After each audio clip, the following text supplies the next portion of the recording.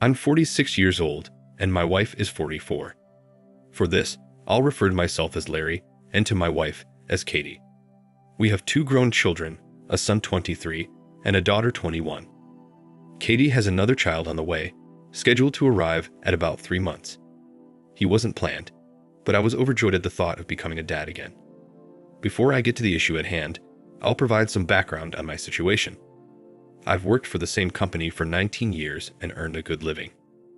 My wife was a stay-at-home mom until our daughter turned 16. Then she got a job.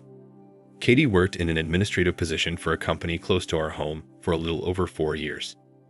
Then, a few months back, she abruptly switched jobs and now holds a similar position across town. While she did get a modest bump in pay, it wasn't enough to justify leaving her previous job. At the time, she said she needed a change and just grew tired of working at her previous employer. A few months after she started her new job, I was contacted by the wife of her former boss. I'll call her Brenda. Brenda informed me that she discovered proof that her husband and my wife had a physical affair 6 months ago, right before Katie left the company. At first, I didn't believe it. That is until Brenda emailed me copies of their communications. I won't lie, seeing those messages broke me. From their communications, it appeared the affair lasted about a month, and they were together on at least 3 occasions at my house. In one of their final communications, her boss asked her to leave me. He insisted that if she did, he would leave Brenda. My wife replied that she couldn't because she loved me. That's where it appeared she ended their fling, and this ironically coincided with when she started looking for another job. After she gave notice to her boss, there were numerous messages from him begging her to stay and offering her things like a big pay raise, additional bonuses, and allowing her to work from home 3 days a week. He also promised to keep their relationship professional going forward, but my wife refused his offers and left the company. From what I could tell, she had been in no contact with him since that time. According to Brenda, after she found out about the affair, she kicked her husband out and filed for divorce. Not only that, she reported the situation to his HR department, and he was fired from his management position too. She told me it is her goal to make him suffer and regret what he did for the rest of his life. I thanked Brenda for making me aware of the situation, and we planned to keep in touch. That night, I confronted Katie. At first, she tried denying it, but then I showed her the mountain of messages. Seeing the evidence, she broke down crying, admitted to everything, and begged for forgiveness. She said all the things you'd expect a remorseful person to say after getting caught cheating. I told her right there that I would be filing for divorce. She begged me not to, stating she broke off the affair and quit her job because she loved me and wanted us to be together forever. She also said we need to provide a wonderful home for our son when he arrives. I told her if he is mine, I will be a great father to him, whether I was married to her or not. Katie looked at me puzzled and asked what I meant. I told her she knew what I meant, and then told her that the day he is born, he will be DNA tested. I then said, if it turns out he's not mine, I will play no role in his life. Hearing this sent her into a full meltdown. She kept insisting that the child was mine, but I told her we'll see. With this, she ran upstairs crying, and I used the opportunity to call her parents and explain what was going on. They came right over to comfort and support me. Katie admitted everything to them and cried throughout their visit. That was a tough day, as later that same evening, I also ended up telling both my kids about the situation after they got home and saw us all sitting in the living room with their crying mother. They were in disbelief and really upset by their mom's actions. That night, I moved Katie into the spare bedroom. I also stopped sharing meals with her and spoke very little to her since. My dad suggested I at least talk to a lawyer about the situation to protect myself and my assets, which I did the following week. I met with an attorney, and I'm glad I did. She recommended I have the DNA test done immediately. She also explained that upon getting the results, if the test showed I was not the father, she recommends filing a challenge of paternity case. I talked to Katie about it, and she agreed to do it, so we had an appointment set up for the following week, but Katie kept asking me not to do the test until after the baby was born. She even offered to sign an agreement stating she will not hold me responsible if I was not the father, though she swore I was. I told my attorney of Katie's offer, and my attorney insisted I proceed with the test and told me to stop talking so much to Katie. I took her advice and I explained it to Katie, and she tearfully accepted my decision. Katie started behaving nervous and was a wreck, and even took paid time off from work until after the test date, as she couldn't concentrate. Her behavior led me to believe the worst, but we'll see. So I talked to my kids and encouraged them to support their mom. I also told them no matter what happened with the paternity test, they will soon have a baby brother, and he was going to need their love and support. They understood and agreed. I have to be honest, at that point I was torn about the paternity outcome I wanted. On one hand, I'd love to have another son, but on the other hand, I was 99% sure I was going to divorce Katie regardless of the paternity results, and I reasoned that if the test shows he was not mine, it will make my decision to divorce her much easier. Well, fast forward a few days later. The result of the test came out, and the baby wasn't mine. Remember before when I said I was torn about the paternity outcome?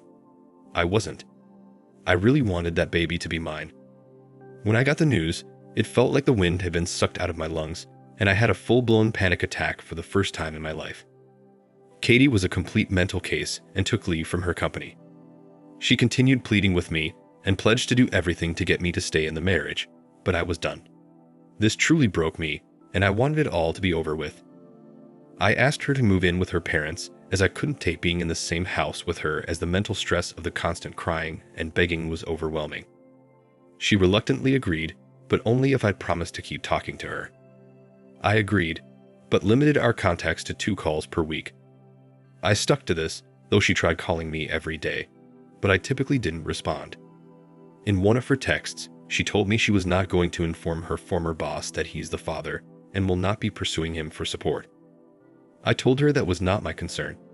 She went on to say she wanted me to be the father and that no one but our immediate family would ever know I'm not.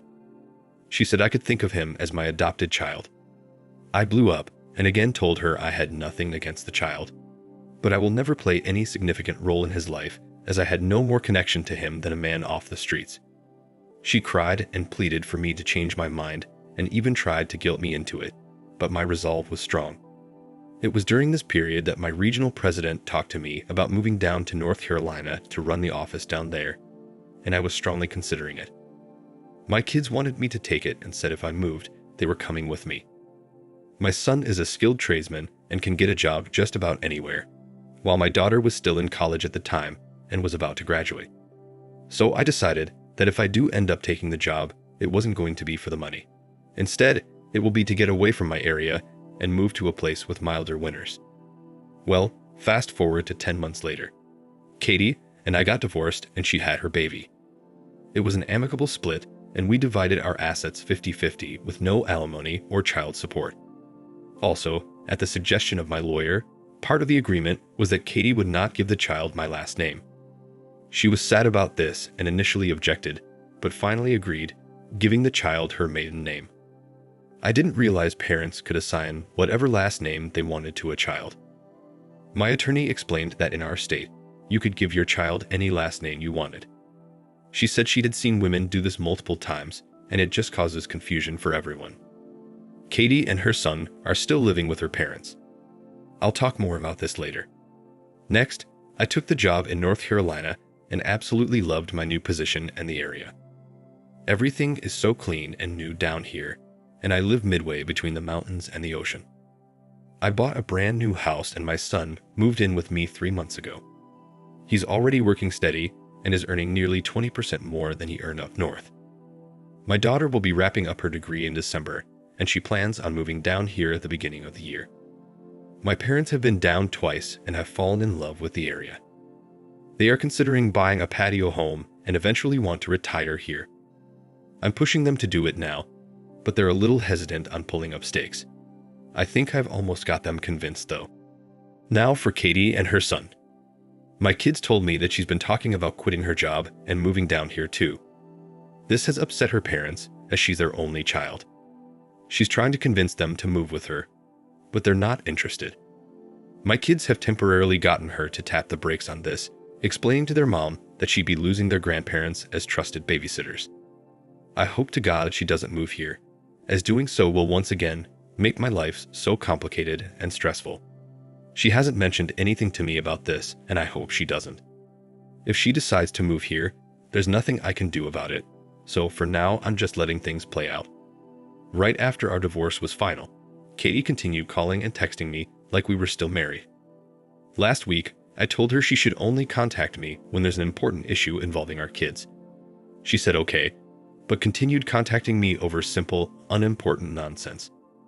Inevitably, each of the conversations always goes to her asking me how I'm doing and her telling me how much she misses me, how sorry she is for what she's done, and how much I'd love the baby if I just held him one time.